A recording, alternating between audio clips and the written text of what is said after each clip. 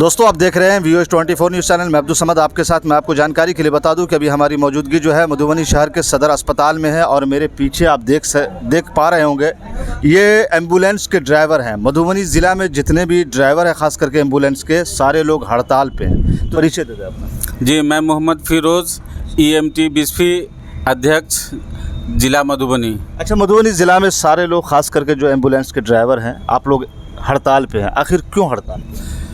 हम लोगों का हड़ताल करने का मेन मकसद ये है कि जब हम लोग किसी भी मरीज़ को सेवा देते हैं तो हम उसके साथ हमारा भी परिवार है और हमारा भी परिवार चलना चाहिए।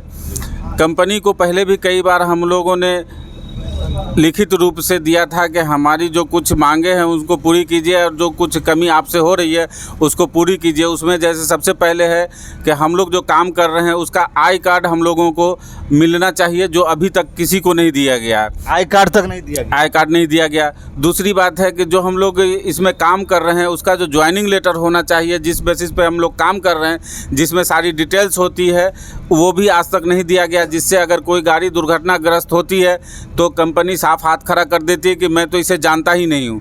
इसीलिए ये साजिश के तहत हम लोगों को आज तक ज्वाइनिंग लेटर भी नहीं दिया गया। कंपनी का क्या नाम है? कंपनी का नाम पशुपतिनाथ डिस्ट्रीब्यूटर प्राइवेट लिमिटेड है। अच्छा, आप लोग की बहाली हुई थी, कब बहाली हुई? हम तो ऐसे 2012 से चल रहे हैं, लेकिन ये कंपनी अकेले पहले साझा में चल रही थी। 2017 से लेकर के PDPL और सम्मान के नाम से चल रही थी। उसके बाद फिर एक साल पहले से ये PDPL जो पशुपतिनाथ डिस्ट्रीब्यूटर प्राइवेट लिमिटेड है वो अकेले चला रही है। और जब से ये अकेले चलाना शुरू की है, जब से आज तक हम लोगों को सभी चीज़ से वंचित रखा गया है। ना आई कार्ड, न ज्वाइनिंग लेटर, न PF, न ESI, कोई भी चीज़ की सहूलत हम लोगों को नहीं दी जा रही है, जिसका हम लोगों ने विरोध पहले भी किया।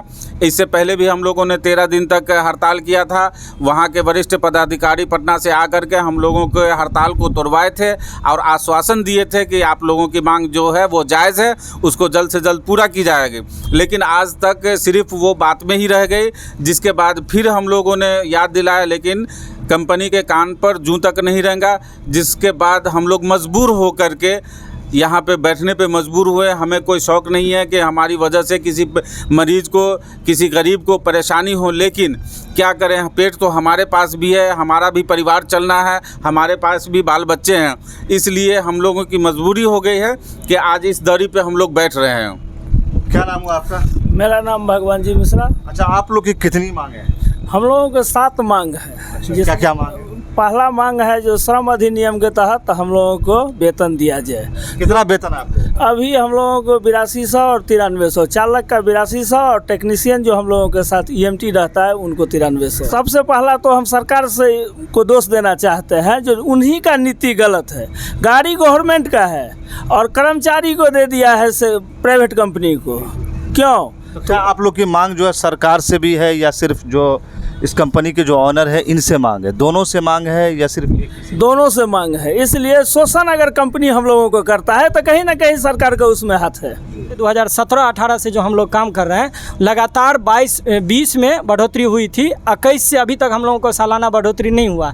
9200 कुछ रुपया पे हम लोग EMT लोग काम करते हैं और ड्राइवर साहब सब 8200 पर काम करते हैं, उसी पर काम कर रहे हैं। तो ये सब कंपनी में ज्वाइन करने के बाद क्या कंपनी आप लोग को हटा भी सकती है? इस तरीके का कुछ मनमानी तो है। मान लीजिए थोड़ा सा गलती हुआ, गाड़ी रोड में चलता है, बहुत तरह का मनमानी ऐसा कंप्लेन सरकार से लेके सिविल सर्जन से लेके सारा तक गया हुआ है। और जानबे करते हैं प्राइवेटाइजेशन का मतलब होता है शोषण, और उस पर अगर सरकार का निगरानी हो तो कम शोषण होता है, अगर सरकार की निगरानी ना हो तो शोषण ही शोषण है।